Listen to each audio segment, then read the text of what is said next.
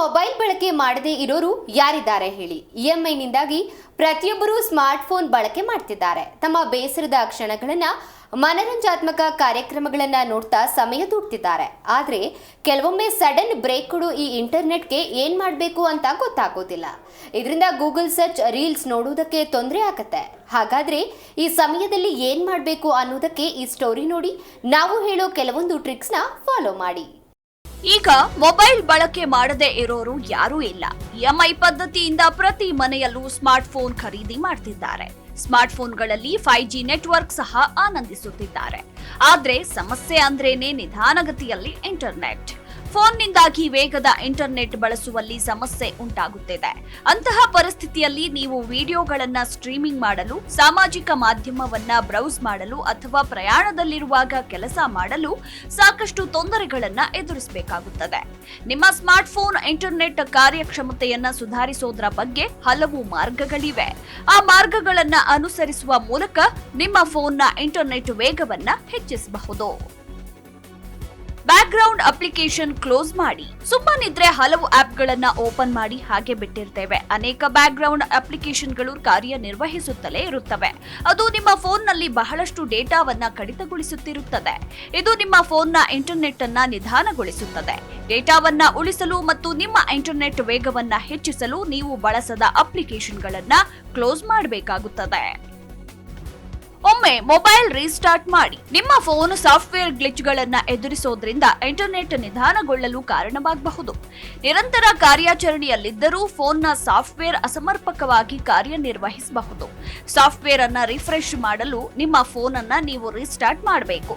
ಆಗ ನಿಮ್ಮ phone internet ಅನ್ನ ಸರಿಯಾಗಿ ರನ್ ಆಗುವಂತೆ ಮಾಡುತ್ತದೆ. ಇನ್ನು ಚಿತ್ರಗಳು ಮತ್ತು ಲಿಂಕ್ಗಳಂತಹ ಅನೇಕ ರೀತಿಯ ಜಾಹೀರಾತು, ಪಾಪ್ಅಪ್ಗಳು ಸ್ಮಾರ್ಟ್ ಫೋನ್ನಲ್ಲಿ ಕಾಣಿಸಿಕೊಳ್ಳುತ್ತಲೇ ಇರ್ತವೆ. ಇವುಗಳಿಂದಾಗಿ ನಿಮ್ಮ ಸ್ಮಾರ್ಟ್ ಫೋನ್ನ ಡೇಟಾವು ಬಳಕೆಯಾಗುತ್ತದೆ. ಆಗ ಇಂಟರ್ನೆಟ್ ವೇಗ ನಿಧಾನವಾಗುತ್ತದೆ. ಈ ಜಾಹೀರಾತುಗಳನ್ನ ಬಂದ್ ಮಾಡಲು ನೀವು ಜಾಹೀರಾತು ಬ್ಲಾಕರ್ ಅಪ್ಲಿಕೇಶನ್ಗಳನ್ನ ಬಳಸಬಹುದು. ಸಾಫ್ಟ್ವೇರ್ ಅಪ್ಡೇಟ್ ಪರಿಶೀಲಿಸುವುದು.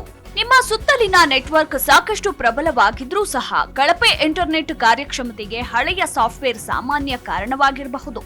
ಆದ್ದರಿಂದ ನೀವು ಯಾವಾಗಲೂ ಸಾಫ್ಟ್ವೇರ್ ಅಥವಾ ಅಪ್ಲಿಕೇಶನ್ ಅಪ್ಡೇಟ್ಗಳ ಮೇಲೆ ಕಣ್ಣಿಡಬೇಕು ಮತ್ತು ಉತ್ತಮ ಕಾರ್ಯಕ್ಷಮತೆಗಾಗಿ ಅವುಗಳನ್ನು ತಕ್ಷಣವೇ ಇನ್ಸ್ಟಾಲ್ ಮಾಡಿಕೊಳ್ಳಬೇಕು. ನಿಮ್ಮ ಪ್ರಸ್ತುತ ನೆಟ್ವರ್ಕ್ ನಿಧಾನಗತಿಯ ವೇಗವನ್ನ ಒದಗಿಸುತ್ತಿದ್ರೆ ಸಾರ್ವಜನಿಕ ವೈಫೈ, ಹಾಟ್ಸ್ಪಾಟ್ ಅಥವಾ ಸೆಲ್ಯುಲಾರ್ ನೆಟ್ವರ್ಕ್ನಂತಹ ಮತ್ತೊಂದು ನೆಟ್ವರ್ಕ್ಗೆ ಸಂಪರ್ಕಿಸಲು ಪ್ರಯತ್ನಿಸಿ. ನಿಮ್ಮ ಫೋನ್ ಅಥವಾ ನಿಮ್ಮ ನೆಟ್ವರ್ಕ್ನಲ್ಲಿ ಸಮಸ್ಯೆ ಇದೆಯೇ ಎಂದು ಗುರುತಿಸಲು ಇದು ನಿಮಗೆ ಸಹಾಯ ಮಾಡುತ್ತದೆ. ವಾರಕ್ಕೊಮ್ಮೆಯಾದ್ರೂ ಕ್ಯಾಚೆ ಮತ್ತು ಕುಕೀಸ್ ಕ್ಲಿಯರ್ ಮಾಡಿ. ನಿಮ್ಮ ಫೋನ್ ಅಪ್ಲಿಕೇಶನ್ಗಳಿಂದ ಡೇಟಾವನ್ನ ಸಂಗ್ರಹಿಸುತ್ತಲೇ ಇರುತ್ತದೆ. ಇದು ನಿಮ್ಮ ನೆಟ್ವರ್ಕ್ನ ಮೇಲೆ ಪರಿಣಾಮ ಬೀರುತ್ತದೆ. ಆಗ ಇಂಟರ್ನೆಟ್ ವೇಗ ನಿಧಾನಗೊಳ್ಳುತ್ತದೆ. ಹೀಗಾಗಿ ಆಗಾಗ ನಿಮ್ಮ ಕ್ಯಾಚೆ ಮತ್ತು ಕುಕೀಸ್ ಕ್ಲಿಯರ್ ಮಾಡುತ್ತಲೇ ಇರಬೇಕು. ಆಗ ಮಾತ್ರ ನಿಮ್ಮ ಫೋನ್ನ ಇಂಟರ್ನೆಟ್ ಕಾರ್ಯಕ್ಷಮತೆಯನ್ನ ಹೆಚ್ಚಿಸಬಹುದು. ವಿಪಿಎನ್ಗಳು ನಿಮ್ಮ ಇಂಟರ್ನೆಟ್ ವೇಗವನ್ನ ನಿಧಾನಗೊಳಿಸುತ್ತದೆ ಎಂದು ಭಾವಿಸಲಾಗಿದೆ. ಕೆಲವು ಸಂದರ್ಭಗಳಲ್ಲಿ ವಿಪಿಎನ್ ಬಳಸೋದ್ರಿಂದ ಇಂಟರ್ನೆಟ್ ವೇಗವನ್ನ ಸುಧಾರಿಸಬಹುದು. News desk, G Kannada news. G Kannada news ಈಗ ನಿಮ್ಮ ಮನೆಯಲ್ಲೇ ನೋಡಿ. ಎಲ್ಲ ಕೇಬಲ್ಗಳಲ್ಲಿ ಈಗ ಲಭ್ಯ. ನಿಮ್ಮ ನೆಚ್ಚಿನ ಜಿ ಕನ್ನಡ ನ್ಯೂಸ್ ಈಗ ಸನ್ ಡೈರೆಕ್ಟ್ ನಲ್ಲಿ number 292, Tata Play number 1664, Jio TV number 1334, NXT digital number 30, in cable number 30, city networks 51, U digital number 162, GTPL number 17, Rockline telecommunications number 42, Shri Basaveshwara cable number 168, rural cable network 60, Vinayaka digital 57, Abhishek cable 821, city channel 53, Siddeshwara cable network 57, ವಿ4 digital infotech 628, Surya digital networks 53, Gajanan digital number 836, Malnad infotech private limited number